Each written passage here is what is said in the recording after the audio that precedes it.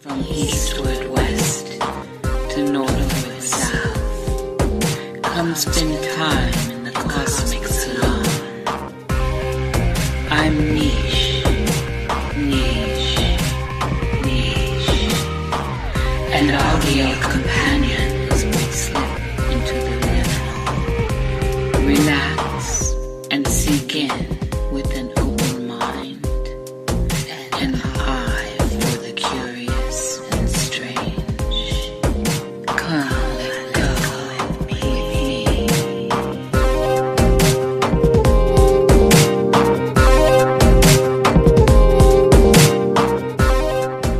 All right, here we are again in the Cosmic Salon, and I have a really fabulous guest that has been a friend to my other shows with Mr. Jerry Cthulhu, Nox Mente, and the Obelisk, and is also a powerhouse out in the world who's written lots of books and has been on the scene a long time. Everyone loves Mr. Josh Cutchin, and he's written many books, but he's got a new book, and I'm so thrilled to talk about this.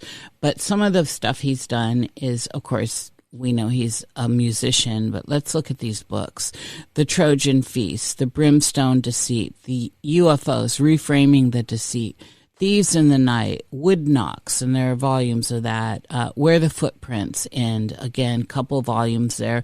Ecology of Soul, 1 and 2, and a companion. Them Old Ways, Never Died. Deep Weird, Fairy Films, and I think there's another one in there I don't have on my written list here. But the new book is called Fourth Wall Phantoms. And let me tell you, I am a lover of the idea of the fourth wall. We talk about that a lot here. Anyone in the theater world or the artistic world has this concept in their head because we're going to get into it with Josh because he's done deep research and written a 500-page book or something. It's huge. We'll get into that. Under this umbrella is ritual theater, which I've done a lot of in my life, and where you are actually participating with the audience, and there's degrees of this. And then, of course, we know it real famously in some sorts of different ideas of pop culture. So there's the theater macabre that we often associate with vampire culture, and on and on and on. It is a rich subject to dive into metaphysically, psychologically. It's just rich. And when we start looking at the framework of the reality we're living in collectively and individually, this becomes a bigger idea.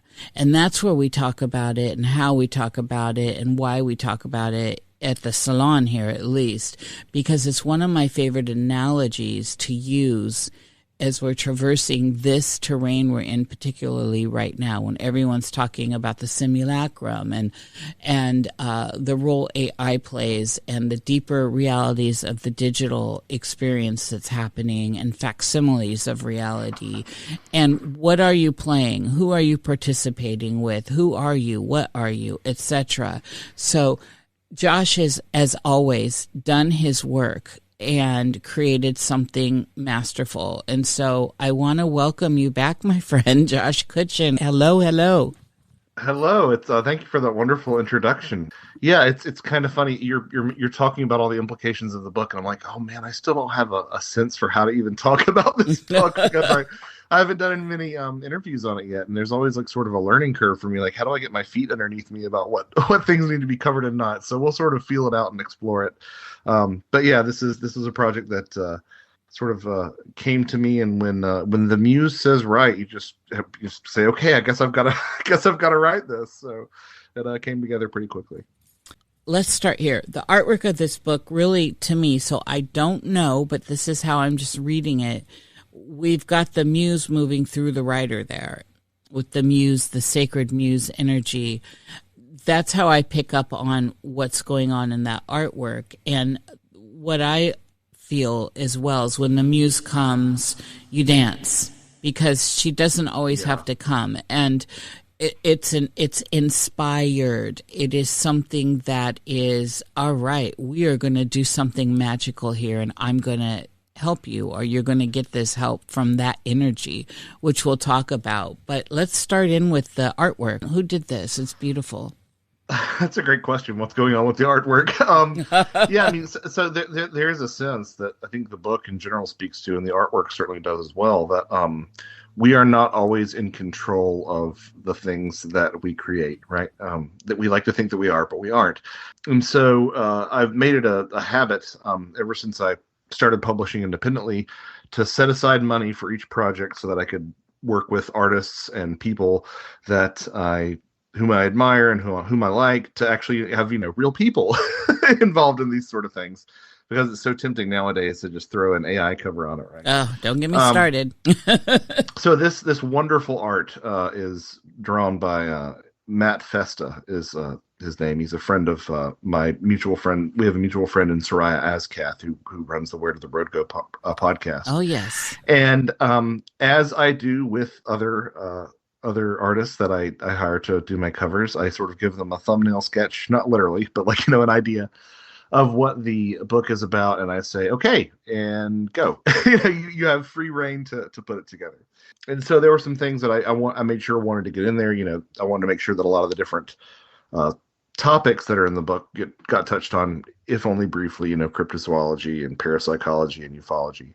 But beyond that, it was pretty much a free-for-all. The other thing that I wanted to do was make sure that there was something sort of signifying in the cover of this breaking the fourth wall theme of art emerging into reality. So there is the art does come off the page, which is actually, if you look at the cover, it's on a desk and there's pencils on the desk. So there's this idea of it bleeding through. One of the most fascinating things to me, though, about sort of watching this as a work in progress, as Matt kept on sending me sketches, was how he kept on selecting things that were literally mentioned in the book. A great example is that I have never, to my knowledge, I'm trying to think, I think this is a true statement, I have never written about the Loveland Frogman, which was a series of sightings that happened in the 50s and the 70s in Loveland, Ohio. I have never written about the Loveland Frogman until this book. He did not know that, and yet he slaps a big old frogman on the cover. And you can say that about pretty much everything. I mean, it's a safe bet that I'm going to write about fairies, right? So that makes sense that he included that. But there's a bunch of little things on that cover that I had not indicated to him that I would be writing about that ended up getting written about. For example, another good example of that is the front of the character's desk on the cover includes an etching of the Sumerian deity Enki, and Enki pops up in the book as well. So just things like that, where he kept on sending me stuff. I'm like, yep, that's in the book. That's perfect. And I get the sense that maybe once or twice he was a bit frustrated that I wasn't providing more input than I was. But again, it's very much similar to the way that I work when I work with musicians, which is to say, I like to hire people whom I trust and say, okay, go ahead and do your thing. Like that's why you're here. You are here because you bring something that I value to this work. So that's sort of the basic story behind the cover of Fourth Wall Phantoms. Well, that's dreamy, and as a painter, and that was like a focus in my life. I really don't pick up the paints anymore, but having done a lot of work and ghost work and stuff, that was always my dream. Just give me carte blanche. What are the main things? And I guarantee that I will pick up through the ethers what you need. And here's the thing. I knew this was real artwork as opposed to the crazy landscape we're in, where everything is being done digitally. And again, I'm not going to digress into that, because that's not my world. I talk about it a lot, and I don't want to. I want to focus in on this, but it is so refreshing to see actual artwork on this book. And I knew when I pulled it up, I was like, of course, Josh is going to have real artwork. It's real art. The book is written by a real person. It Yes. was edited by a real person, and the layout was done The interior layout was done by a real person. So real people all the way down. Absolutely. And just for that, I applaud it. But knowing your work, your body work, and the way you operate, and if anyone that does pay attention to your stuff follows you, and there are lots of those people, they expect this from you. But for people listening that may not have ever heard of you, you will get the real deal. This is the real deal. So this art's gorgeous, and I commend that. I love all these little details. I saw that detail on the desk. It's rich. There's multi-layers to it as well. I mean, I love this arch in the background, and we could get down into this, but he did accomplish it. He comes up off the paper, and the basic premise around fourth wall. So let's move into this territory. When you first encountered this idea, say, even if it was before, and I probably, you've always been in the arts, so I know you know what the fourth wall is. What did you think about this as an idea prior to the muse coming to you saying, we're going to do this work? Where were you with the fourth wall? Well, I suppose that, I've always sort of gravitated towards media that engages in that sort of meta quality, and that the word meta that we use is actually an abbreviation of a very important theme throughout the book, which we can come back around to later. But I've always sort of gravitated towards that sort of thing. But I didn't really think about necessarily putting it in dialogue with the paranormal itself until relatively recently. I will say that there were a couple of different threads that were running up in the lead up to sort of this book hitting me, or the muse striking me upside the head, or whatever you might want to say. One of those was indeed this idea of what a fourth wall break constitutes.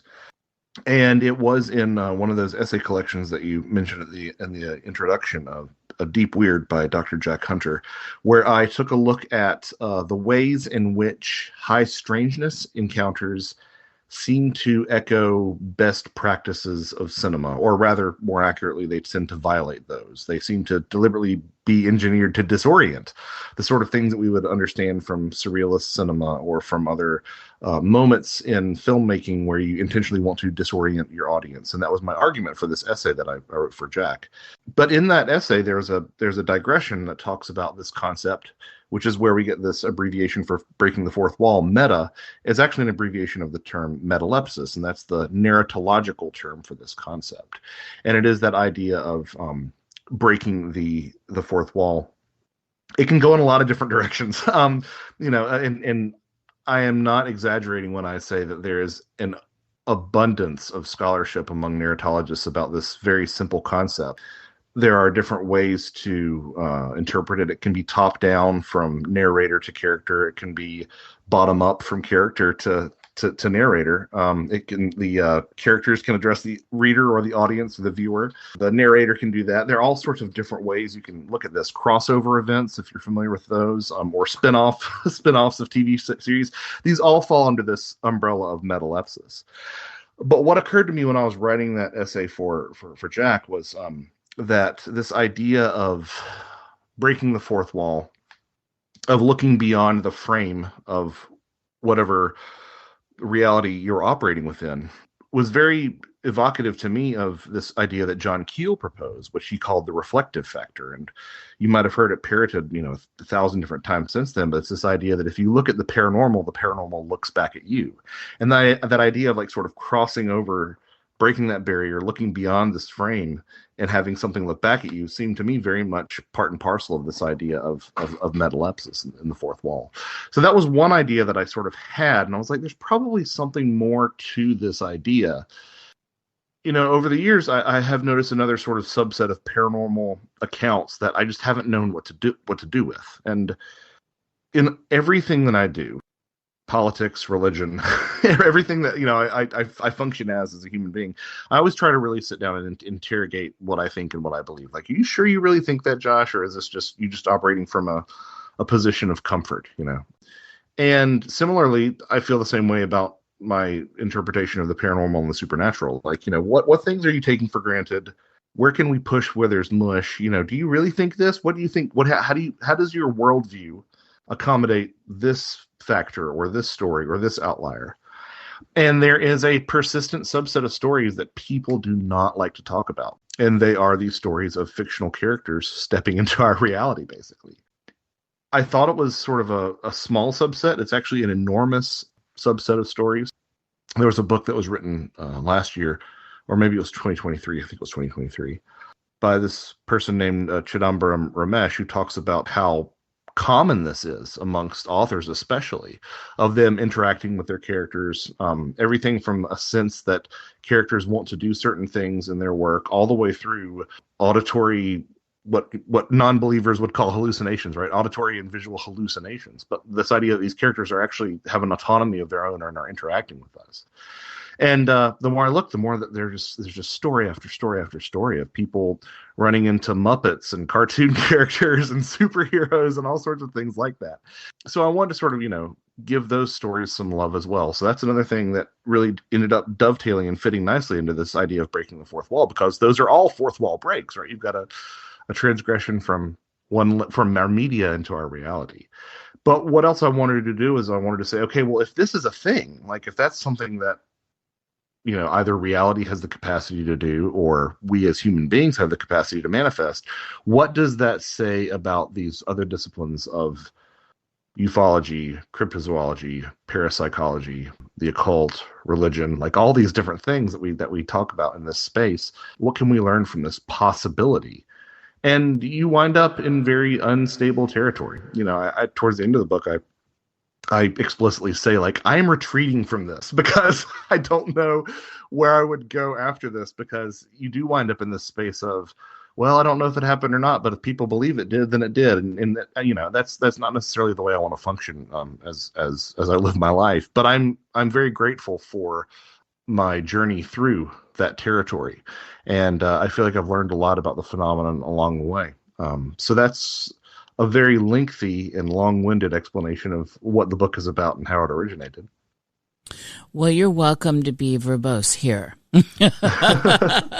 So when we're talking about the mechanics of the fourth wall, it's all juicy, and I love that. We're going to end in this, actually, the unstable territory, because it can get you there. And it can get you there in the realms that you walk in very fast. So, I find that when people start seeing how this idea, when I say stuff, I'm talking about plasma ideas, things living in us and around us, the beings of the wood, the beings of the air and the elements, etc., that are interacting with us, that help construct the reality in the world, in the construct in which we are inhabiting. And so looking at this idea of the fourth wall is interesting just there, because we have fourth and we have a square, or a square on a flat plane, which then becomes a cube, right, when we go to the next dimension up. And this idea is very interesting in the paranormal and the occult, as you know, and have written about and have talked about. This becomes an idea of what's possible within these spaces in this containment field. And so when we think about that old trope, that old platitude, when you look at it, it looks back. This becomes something very juicy. Also, it can be very scary depending on your mindset at the time. And so something safe, like, say, you're going to go to the movie theater